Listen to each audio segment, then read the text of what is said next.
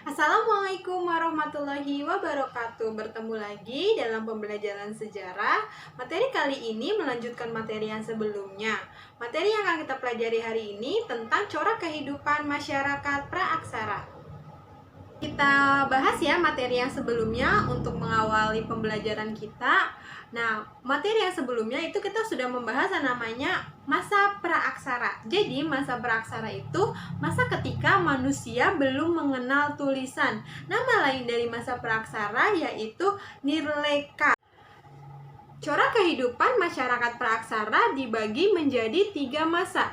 Yang pertama itu ada masa berburu dan mengumpulkan makanan. Pada masa ini ditemukan peralatan-peralatan yang berhubungan dengan kegiatan berburu dan terbuat dari batu.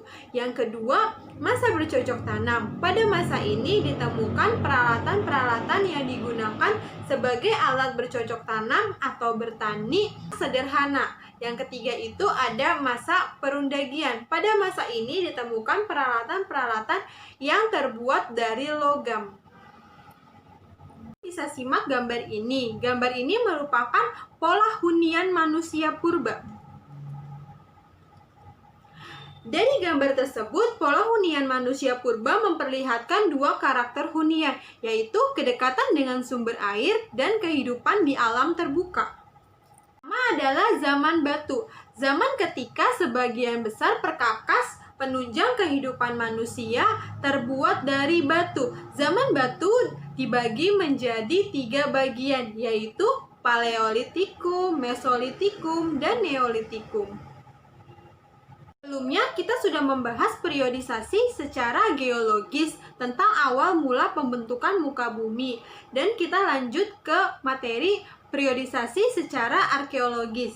Jadi, periodisasi secara arkeologis didasari atas temuan-temuan benda-benda peninggalan yang dihasilkan oleh manusia yang hidup pada masa praaksara. Jadi, periodisasi secara arkeologis itu dibagi menjadi 2, yaitu zaman batu dan zaman logam. Pertama adalah zaman batu.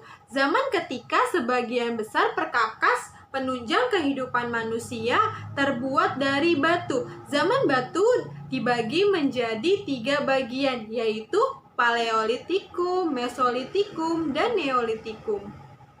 Pertama, Paleolitikum atau zaman batu tua. Zaman ini bertepatan dengan zaman Neozoikum. Hasil kebudayaannya banyak ditemukan di Pacitan dan Ngandong. Zaman ini diperkirakan berlangsung 600.000 tahun yang lalu. Kehidupan manusia masih sangat sederhana dengan hidup secara nomaden atau berpindah-pindah. Jadi pada masa Paleolitikum ini manusia pada zaman itu sangat tergantung pada alam. Jadi ketika tempat yang satu sudah tidak menghasilkan makanan lagi dan sudah tidak ada makanan lagi, mereka berpindah tempat untuk mencari sumber makanan yang lainnya. Pada zaman Paleolitikum itu, mereka itu memiliki kebudayaan, yaitu kebudayaan Pacitan dan kebudayaan Ngandong. Nah, kebudayaan Pacitan itu seperti ini, dan kebudayaan Ngandong juga seperti ini. Pada kebudayaan Pacitan, ada jenis manusia pendukung, yaitu Picanthropus erectus. Bisa dilihat dari gambar ini ya, bahwa bentuk alat perkakasnya atau batunya itu masih berbentuk sangat kasar. Nah, itu ada kebudayaan Ngandong. Banyak ditemukan alat-alat dari batu dan tulang binatang. Banyak ditemukan di Sangiran, Sragen, Jawa Tengah. Jenis manusia pendukungnya itu adalah Homo soloensis dan Homo wagekensis. Jadi, zaman Paleolitikum itu masuk ke dalam masa berburu dan mengumpulkan makanan tingkat sederhana. Jadi, pada kehidupan ini mereka itu masih sangat tergantung pada alam dan hidupnya nomaden. Kegiatan ekonomi masih sangat tergantung pada alam dengan cara food gathering. Dan kehidupan sosialnya itu mereka itu hidup nomaden dengan berkelompok.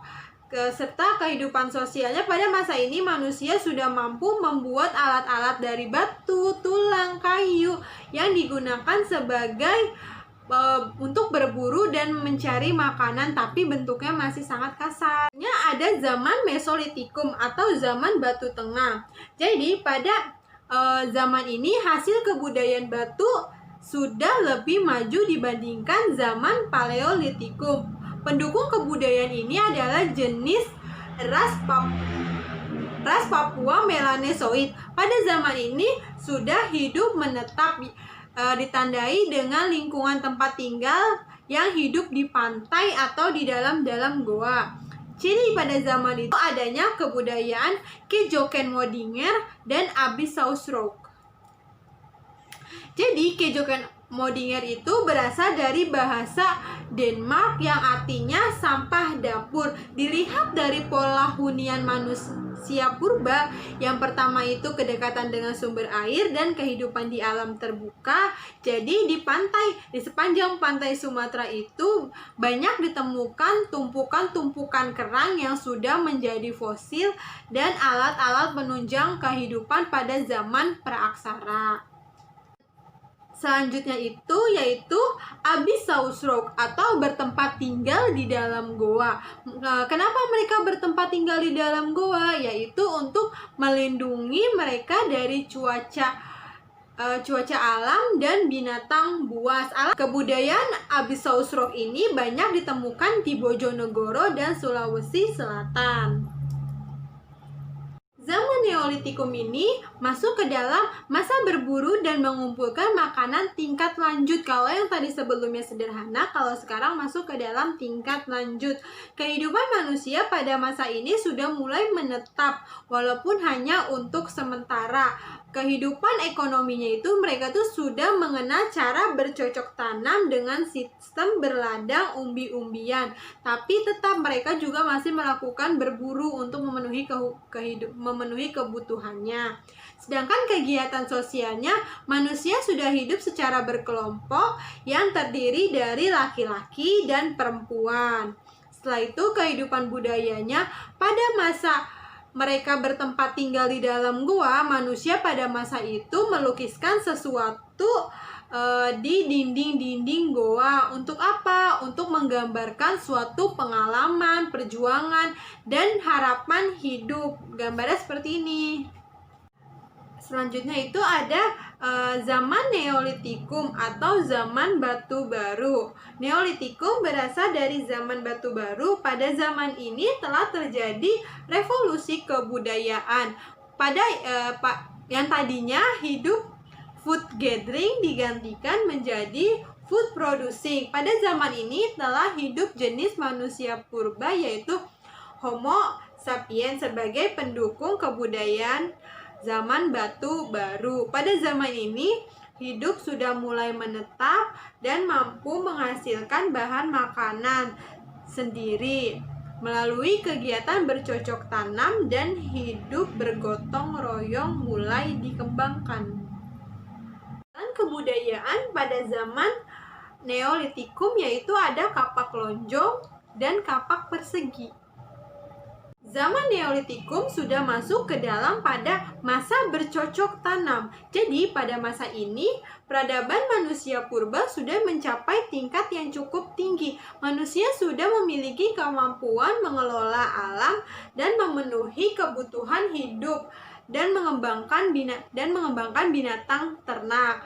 Jadi pada masa Neolitikum itu kegiatan ekonominya mereka itu sudah mulai bercocok tanam dan melakukan kegiatan perdagangan yang bersifat barter. Sedangkan untuk kegiatan sosialnya mereka hidup di suatu tempat secara berkelompok dengan dipimpin oleh kepala suku. Untuk kehidupan budayanya pada masa ini berkembang sistem kepercayaan tentang roh dan benda-benda yang dianggap memiliki kekuatan gaib yang kita ketahui animisme dan dinamisme. Jadi pada masa ini juga mereka mendirikan bangunan-bangunan besar dari batu untuk menghormati roh leluhur nenek moyang mereka. Terakhir ada zaman logam atau perundagian. Jadi, pada masa ini manusia tidak hanya menggunakan bahan-bahan dari batu, tetapi sudah menggunakan alat-alat penunjang kehidupan dari logam atau besi. Pada masa perundagian merupakan periode kehidupan masyarakat praksara yang paling tinggi teknologinya. Pada masa ini jenis manusia pendukungnya yaitu adalah bangsa Deutero Melayu. Pada masa logam atau perundagian, kegiatan ekonominya itu sudah mulai muncul kelompok-kelompok undagi. Kelompok undagi itu adalah kelompok-kelompok pengrajin, baik itu pengrajin gerabah, pengrajin kayu, ataupun pengrajin logam. Untuk kehidupan sosialnya terbentuk desa-desa sesuai dengan keahliannya. Misalnya, desa A memiliki keahlian gerabah, desa B memiliki keahlian logam. Sedangkan untuk kehidupan budayanya, berkembangnya sudah dapat menciptakan alat-alat dari logam, misalnya nekara dan kapak corong. Alat-alat yang terbuat dari logam itu mereka buat sebagai bekal kubur roh nenek moyang mereka ataupun persembahan. Ya, cukup sekian pembahasan kita kali ini tentang corak kehidupan masyarakat zaman praaksara. Semoga materi yang sudah disampaikan banyak memberi manfaat. Wassalamualaikum warahmatullahi wabarakatuh.